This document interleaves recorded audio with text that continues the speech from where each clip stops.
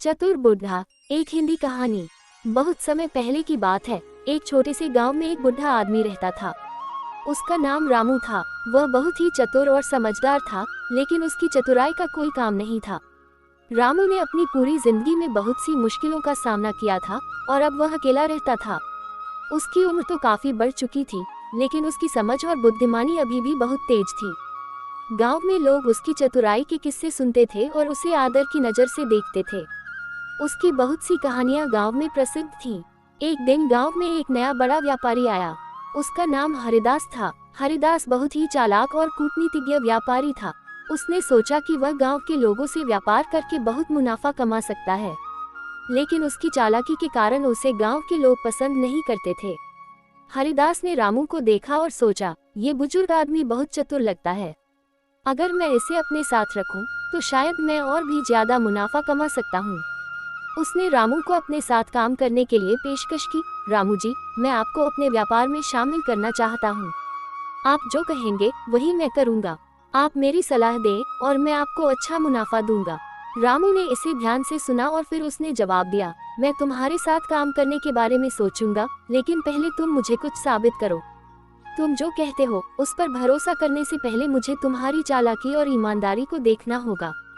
हरिदास ने ये सोचकर कहा, बिल्कुल, मैं तुम्हें दिखा दूंगा कि मैं कितना ईमानदार हूँ।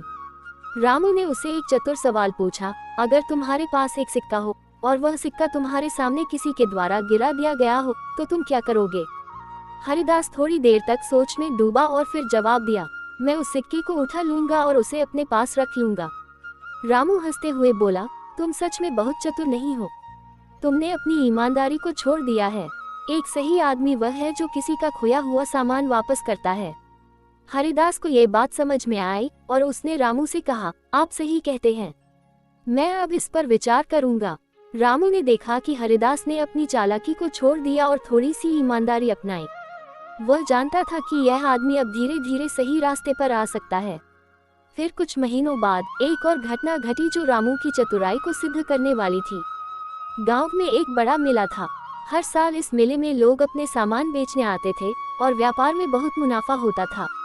इस बार हरिदास भी मेले में गया और उसने अपना सामान बेचना शुरू किया, लेकिन वह देखता है कि कुछ लोग उसे धोखा देने की कोशिश कर रहे हैं।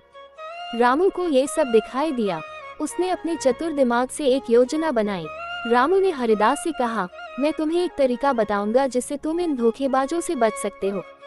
तुम्हें इनकी चालाकी का जवाब चालाकी से ही देना होगा। रामू ने हरिदास को बताया कि कैसे वह इन धोखेबाजों से बच सकता था।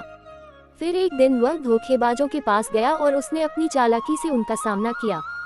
उसने उन्हें ऐसा पाठ पढ़ाया कि वे लोग कभी भी धोखा देने का साहस नहीं कर पाए। गांव के लोग अब रामू की चतुराई और समझदारी की बहुत तारीफ करने लगे। हरिदास भी बहुत खुश था और उसने रामू का धन्यवाद किया। वह जानता था कि अगर रामू उसके साथ न होता तो शायद वह धोखेबाजों के चक्कर में फंस जाता। इसके बाद से रामू और हरिदास अच्छे दोस्त बन गए और मिलकर व्यापार करने लगे। रामू ने हरिदास को यह सिखाया कि सफलता केवल व्यापार के रास्ते पर नहीं, बल्कि ईमानदारी और सही मार्ग पर चलने में है।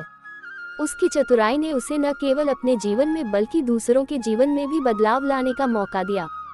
और इस तरह रामू की चतुराई ने उसे न केवल सम्मान दिलवाया, बल्कि वह गांव के लोगों के बीच एक आदर्श बन गया।